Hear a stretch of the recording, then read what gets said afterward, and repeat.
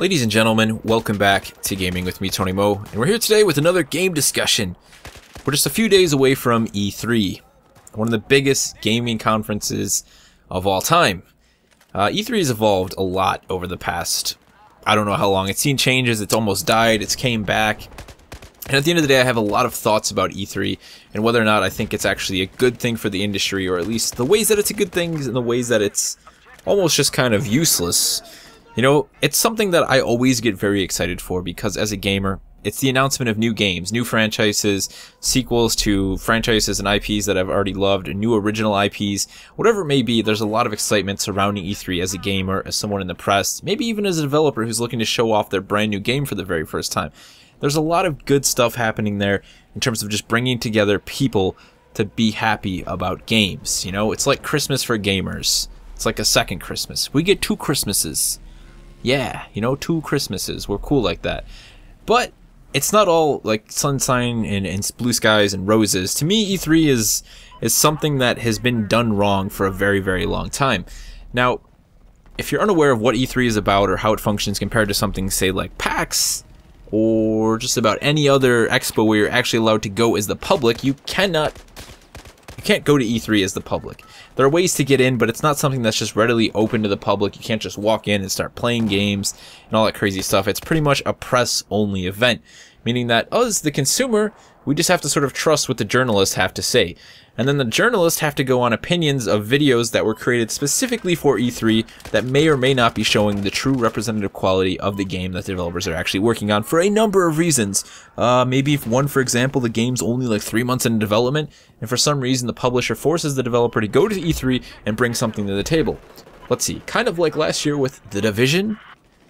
Everybody remembers The Division. It's a game that I'm extremely excited for to this day. I will continue to hype it, but we don't actually know what the game is going to be like. The footage that we saw at E3 last year was purely designed just for E3. The fact is, the team at Ubisoft and Massive Entertainment have spent most of their development time creating the Snowdrop engine, okay? That's great. Ubisoft needs another engine on their belt. The Snowdrop engine is very impressive when you actually look at how it can be used and its effectiveness and its ease of use for the developer. It reminded me a lot of the Unreal Engine, and that's a very, very good thing. That's just going to be great for any team that gets stuck using that engine. They're going to be completely joyful that they have that engine to use for their game. But what that means is that at the end of the day, The Division isn't happening anytime soon. It originally was supposed to release at the end of this year. That's a long shot. I don't even know why they released that launch date, especially after we heard one of the lead developers come out and say, yeah, you know, the game's not even really there. We pretty much just have a concept and some raw alpha, but the game really doesn't exist yet. There's a good chance it won't even release in 2015. And that is sort of the essence of E3.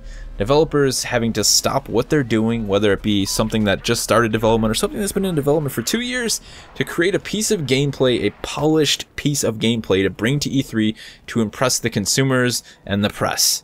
It's a terrible, terrible just pool of lies. Now, I'm not saying that everything that shows up at E3 is butchered and fake and copied and just all not what the game will eventually be. Sometimes the game shows up at E3 and it's exactly what it's going to be in a year or 2 months down the line. But for the most part, it's just not good for the developer. They have to spend a lot of time and resources to put out these small gameplay clips just to, again, impress the public as well as the journalism industry. So that whole side of E3 is just terrible. It's absolutely terrible. And as the consumer, at the end of the day, all we want is to play the game. We want demos. We want to check the game out. We want to see actual people playing the actual game, or at least pieces of it. I'm not saying you have to show up at E3 with a completely finished game, but I want to see part of what is going to become the game. Now, I understand there's issues in development. Sometimes things change. For example, the original Borderlands. First time we saw that game, it didn't even have its, you know, same sort of visualized graphic style that it has now. It's not really cel shaded, but that sort of hand-drawn style that Borderlands is so famous for, it originally wasn't even going to have that. Things change, I understand that. But that's a completely different story from bringing something to the table that is just never even going to remotely resemble what your game is going to be like.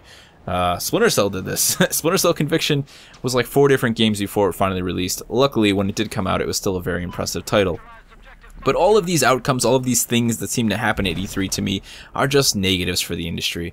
They don't help us as a consumer decide whether or not we're going to enjoy the game. In fact, for the most part, they usually leave us very disappointed. you know, we see something like this, the game comes out a year later, it's nothing like what we originally saw. A lot of people are going to be upset about that. And sometimes the game ends up actually being pretty terrible. There's plenty of times where a game can look really impressive at E3, comes out, and there's just nothing special about it at all. So E3 is almost like this giant web of lies. Intentional or unintentional, it's almost like a giant web of lies. It's a lot of stuff that usually doesn't end up coming true. Now, what would I like to see? I don't want to see E3 go away altogether. I like the idea of developers being able to show off what they're working on. I think it just needs to be in a different atmosphere. Number one, something that's open to the public. Now, you can still, of course, have these exclusive sort of gameplay footage or, you know, deals with the press, maybe even a couple days before E3. Hey, we got to check this out 4 days before E3. That's still going to allow the press to get what they want, you know? I'm not saying we have to try and put a whole industry out of business here, but there's still more than enough ways for the press to get their hands on exclusive footage prior to what E3 could become, and then allow something like, you know, the press and the public to show up to E3 to actually be able to play the games, you know? I don't want to see a developer show up at E3 whose game has only been in development for 3 months, unless they're actually going to show me raw alpha footage and say, yeah, this is our game. It's not even close to finished. And you know what? I think that's something that's more and more acceptable as a developer, to actually show up and show the, you know, the public pieces of your game in such an early state. Because look, people are paying in early access by the droves. I mean, DayZ. It's just, don't even get me going. There's so many early access games that are making tons and tons of money. People are more than willing to check out a game in a ridiculously early state. So that's not an issue, you know? We don't need to say that they need to polish their gameplay just to bring it to E3. No, bring what you have. That's what we want to see. If your game's 2 years in development and you have something that looks really great, that's fine too. But we want to see your game as it is being developed. We don't want to see some made-up fictional version or representation of what your game could or might be in the future. That's not what we want. So that's what I want to see from E3 going forward. Will that happen? Probably not. It's a pretty big corporate thing, and I can't see it changing anytime soon. But hey, maybe the consumer, maybe the industry, and the way things function will eventually just drive E3 to die or evolve.